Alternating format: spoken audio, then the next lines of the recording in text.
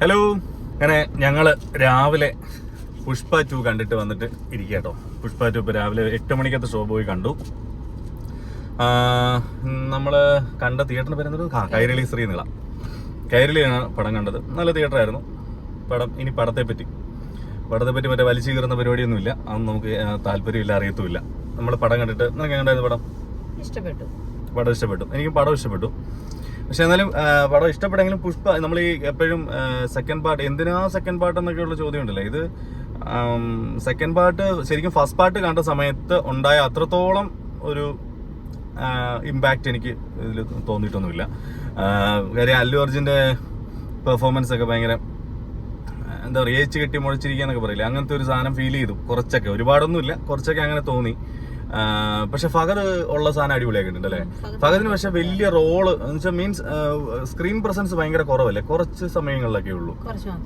ഒരുപാടൊന്നും screen presence ഇല്ല. എന്നാ മെയിൻ വില്ലനുമാണ് സംഭവം. ഫസ്റ്റ് ഹാഫ് ഒരു എന്താ പറയാ, ഇങ്ങനെ പയ്യെ തുടങ്ങി ഇങ്ങനെ ഹൈ അങ്ങനെ പോയി. ഒരു രസമായിരുന്നു ഫസ്റ്റ് ഹാഫ്. ഭയങ്കര ഒരു എൻഗേജിങ് ഭയങ്കര പരിപാടിയായിട്ട് തോന്നി. ശരിക്കും പറഞ്ഞാൽ പടം 3 മണിക്കൂർ 20 മിനിറ്റ് ഉണ്ടായിരുന്നു. പക്ഷെ അത് ലാഗ് അടിച്ചിട്ടൊന്നുമില്ല, ബോറും അടിച്ചിട്ടില്ല. ഫസ്റ്റ് ഹാഫ് അങ്ങനെ ഭയങ്കര രസമായിട്ട് ഇങ്ങനെ ബിൽഡ് ചെയ്ത് വെച്ചിട്ട് സെക്കൻഡ് ഹാഫ് ഈ നമ്മൾ ഇതിനു മുമ്പ് ഇറങ്ങിയ സിനിമകൾക്കൊക്കെ എല്ലാവരും പറയുന്ന പോലെ പാസം കയറ്റി കുറച്ച് ഓവറാക്കിയിട്ടുണ്ടോ എന്നൊരു സംശയം. കാര്യം ആങ്ങളപ്പാസം, ചേട്ടൻ പാസം, അനിയത്തി പാസം, കുറച്ച് കൂടുതൽ പാസം കയറിപ്പോയെന്നൊരു സംശയം. കാര്യം പടം കണ്ടുകൊണ്ടിരിക്കുമ്പം ഭയങ്കരമായിട്ട് ഈ പടം ഓൾറെഡി പൊക്കോണ്ടിരിക്കുന്ന കഥയിൽ നിന്ന് ഡൈവേർട്ടായിട്ട് വേറൊരു കാര്യം കാണിക്കുന്നു, അങ്ങനെയൊക്കെ ഉള്ളൊരു തോന്നി. ക്ലൈമാക്സ് ഒക്കെ വന്നപ്പോഴത്തേക്ക് ശരിക്കും പറഞ്ഞാൽ പെട്ടെന്ന് കൊണ്ടങ്ങ് അല്ലേ, അതായത് ഒരു മെയിൻ ടെയിൽ എൻഡ് ഒന്നും ഉണ്ടായിരുന്നില്ല. ഒരു എൻഡ് ഫീൽ ഒന്നും ഉണ്ടായിരുന്നില്ല. ആ ഒരു നമ്മളൊരു എന്താ പറയാ, ഒരു ഫുൾ സ്ട്രെച്ചിൽ ഒരു കഥ കണ്ടുകൊണ്ട് പോകുന്നു. അപ്പം ഒരുപാട് സമയം ഇല്ലാത്തതുകൊണ്ട് ഒരു 3 മണിക്കൂർ 20 മിനിറ്റ് ഒക്കെ ആയപ്പോഴത്തേക്ക് അവിടെ വെച്ച് അത് സ്റ്റോപ്പ് ചെയ്തു. ഇനി ബാലൻസ് കാണാൻ നിങ്ങൾ മൂന്നാമത്തെ പാർട്ട് ഒന്ന് കാണൂ എന്ന് പറയുന്ന ഒരു ഫീലായിരുന്നു എനിക്ക് തോന്നിയത്. തേർഡ് പാർട്ടിന് വേണ്ടിയിട്ട് കൊണ്ട് നിർത്തിയ പോലെ. തേർഡ് പാർട്ടിന് വേണ്ടിയിട്ടും കൊണ്ട് നിർത്തിയെന്നും പറയാൻ പറ്റത്തില്ല. കാര്യം അതിനൊരു ഒരു എൻഡ് കൊടുക്കാതെ പിന്നെ ലാസ്റ്റ് പിന്നെ ടൈറ്റിൽ എഴുതി കാണിച്ചതിന് ശേഷം ഒരു ചെറിയ സാധനം കൊണ്ടിട്ടു. നിങ്ങൾ നെക്സ്റ്റ് പാർട്ടിന് വെയിറ്റ് ചെയ്യുന്നു. ശരി, അങ്ങനെ ഒരു സാധനം കൊണ്ടിട്ടു. പക്ഷെ എന്നാലും ഫസ്റ്റ് പാർട്ടിൽ നമ്മളിപ്പം സെക്കൻഡ് പാർട്ടിന് വേണ്ടിയിട്ട് ഒരു വെയിറ്റിംഗ് ഇല്ലേ എന്ന് പറയുന്നത്, അത്രയും വെയിറ്റിംഗ് വരാനുള്ളൊരു കണ്ടന്റ് ഇതിനകത്ത് എനിക്കങ്ങനെ തോന്നിയില്ല. പക്ഷെ അത് വരുത്താൻ വേണ്ടിയിട്ട് അവർ ക്ലൈമാക്സിൽ എന്തോ ഒന്ന് ഒപ്പിച്ച് വെച്ചിട്ടുണ്ട്. പിന്നെ സിനിമ തുടങ്ങുന്നത് ജപ്പാനിൽ തുടങ്ങുന്ന പടം. അതെവിടെ പോയി? എനിക്കിപ്പോഴും മനസ്സിലായില്ല. സിനിമ തുടങ്ങിയത് ജപ്പാനിൽ അവിടെ ഒരു വലിയ സംഭവം കാണിക്കുന്നു. പുഷ്പയുടെ ഭയങ്കര മാസ് എൻട്രിയും. പിന്നെ ഒരു കാര്യമുണ്ട് കേട്ടോ, പുഷ്പ 2 കാണുന്ന സമയത്ത് നമ്മളെ മനസ്സിൽ വേണ്ടത് മറ്റേ അവിടെ പോയിരുന്ന് കീറി മുറിക്കാനുള്ള സംഭവമായിട്ടൊന്നും പോയിരുന്നിട്ട് കാണാൻ നിൽക്കരുത്. 100 പേര് വന്നാലും പുഷ്പ അടിക്കും എന്നുള്ളൊരു സാധനം മനസ്സിൽ വേണം. പിന്നെ ഇതൊരു മാസ് മസാല എന്റർടൈൻമെന്റ് ആണെന്നുള്ളൊരു ബോധം വേണം. ഇതൊക്കെ ഇല്ലെന്നുണ്ടെങ്കിൽ എൻ്റെ അടുത്തിരുന്നുള്ള 2 പയ്യന്മാരുടെ അവസ്ഥ ഞാൻ കണ്ടോണ്ട് പറഞ്ഞ കാര്യം വെച്ചാൽ അവര് വന്നിട്ട് അങ്ങനത്തെ സീൻസൊക്കെ കാണുമ്പോൾ അവർക്ക് ഭയങ്കര ബോറടിക്കുന്നുണ്ടായിരുന്നു. അപ്പൊ അത് പ്രതീക്ഷിക്കുക, അങ്ങനത്തെ സീൻസേ കൂടുതൽ ഉണ്ടാവുള്ളൂ എന്ന് പ്രതീക്ഷ പോയി കണ്ടു കഴിഞ്ഞാൽ ഒരു എന്റർടൈൻമെന്റ് തന്നെയാണ്. ഫുൾ പാക്ഡ് എന്റർടൈൻമെന്റ് സിനിമയാണ്. അതിനകത്ത് വേറെ സംശയമൊന്നുമില്ല. പിന്നെ എനിക്ക് ഫസ്റ്റ് കാണിച്ചത് എനിക്ക് തോന്നുന്നു ഇനി മേ ബി തേർഡിനകത്തെങ്കിലും ഉണ്ടാവാം. തേർഡിന് വേണ്ടിയിട്ടായിരിക്കും ഫസ്റ്റ് സീൻ കാണിച്ചിട്ടുണ്ടാവാം. കാര്യം പിന്നെ ഇതുമായിട്ട് യാതൊരു ഒരു ബന്ധമില്ല. ഫസ്റ്റ് അതായത് സിനിമ തുടങ്ങുമ്പോൾ കാണിക്കുന്ന ജപ്പാൻ സീനും പുള്ളിയുടെ ഇൻട്രോയും പോർഷനും ഒന്നും പിന്നെ ഈ കഥയുമായിട്ട് ഒരു ബന്ധവും ഇല്ല, ഒരു രീതിയിലും അത് വന്നിട്ടുമില്ല. അത് ഇനി തേർഡ് പാർട്ടിൽ ചിലപ്പോൾ അതുമായിട്ട് സിങ്ക് ആയിട്ട് പോവായിരിക്കും. നമ്മൾ തേർഡ് പാർട്ട് അതിന് കാണണം. അതാണ് പറഞ്ഞത്, തേർഡ് പാർട്ട് കാണാൻ വേണ്ടി ഇങ്ങനെ എന്തോ ഒരു സാധനം അവർ പ്രതീക്ഷിപ്പിച്ച് വെച്ചിട്ടുണ്ട്. കാര്യം അല്ലാതെ വേറെ ഒന്നും ഇല്ല അതിനകത്ത്.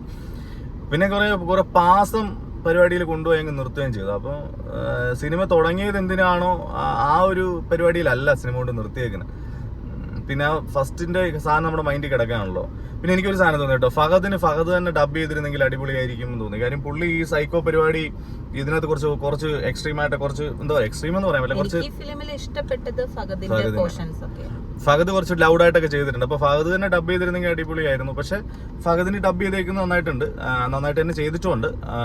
പിന്നെ ആ പോർഷനൊക്കെ അടിപൊളിയായിരുന്നു, ഫഹദിന്റെ പോർഷനൊക്കെ അടിപൊളിയായിരുന്നു. സിനിമ തുടങ്ങി ഫഹദിന്റെ ഫസ്റ്റ് സീൻ കണ്ട സമയത്ത് മാത്രമാണ് സൗണ്ട് ഒരു ബുദ്ധിമുട്ടായിട്ട് തോന്നിയത്. പിന്നെ അങ്ങോട്ട് അത് ഓക്കെ ആയിരുന്നു, പിന്നെ കുഴപ്പമില്ലാതെ പോയിട്ടുണ്ട്. പിന്നെ സീൻസ് എല്ലാം ഈ പറയുന്ന ഫസ്റ്റ് പാർട്ടിലെ പോലെ തന്നെ എന്താ പറയാ, വെല്ലുവിളിക്കുന്നു, അതിന് അത് നടത്തി കാണിക്കുന്നു, അങ്ങനത്തെ ഒരു സംഭവം തന്നെ പൊക്കോണ്ടിരുന്നത്. സെക്കൻഡ് ഹാഫ് വന്നപ്പോഴത്തേക്കാണ് ഈ പാസം ഓവറായിട്ട് കയറി കുറച്ച് പാസം കുറച്ച് കൂടി പോയി എന്ന് എനിക്ക് തോന്നി. അത് അങ്ങനത്തെ കുറച്ച് സംഭവങ്ങളേ ഉള്ളൂ. ഒരു ഫുൾ പാക്ഡ് എന്റർടൈൻമെന്റ് സിനിമ കാണാൻ വേണ്ടി പോവാണെന്നുണ്ടെങ്കിൽ പുഷ്പ 2 ഓക്കെയാണ്, അങ്ങനെ തന്നെ പോയി കാണാം. അല്ലാതെ പോയിട്ട് വന്നിട്ട് നമ്മൾ ഈ പറയുന്ന പോലെ അല്ലു അർജുൻ 40 പേരെ ഇടിച്ചു, 50 പേരെ ഇടിച്ചു, പറന്ന് വന്നടിക്കുന്നു, പറന്നിറങ്ങുന്നു എന്നൊക്കെ പറഞ്ഞ് അതേ ഉള്ളൂ പടം മൊത്തം, അതേ ഉള്ളൂ സാധനം. എനിക്ക് 3 മണിക്കൂർ 20 മിനിറ്റ് വർത്തായിരുന്നു. നല്ല എൻഗേജിങ് ആയിട്ട് തന്നെ സിനിമ കണ്ടു. നല്ല കളർഫുൾ ആയിരുന്നു, ഭയങ്കര രസമായിരുന്നു. പിന്നെ കുറേ സീൻസ് എന്താ പറയുക, ഈ പറയുന്ന മാസ് കാണിക്കാൻ വേണ്ടി കുറേ സീൻസ് ഇങ്ങനെ കുത്തി നിറച്ച പോലെ ഉണ്ടായിരുന്നു. മറ്റേ സാരിയൊക്കെ കൊടുത്തിട്ട് വരുന്ന സീൻ, ശരിക്കും അതിന്റെ ആവശ്യമില്ലായിരുന്നു. അത് കുറച്ച് ഓവറായിട്ടൊക്കെ തോന്നി. എനിക്ക് തോന്നുന്നത് മലയാളികളെ സംബന്ധിച്ച് നമ്മൾക്കായിരിക്കാം ശരി, അവരുടെ കൾച്ചറായിട്ട് ചിലപ്പോൾ ശരിയായിരിക്കാം.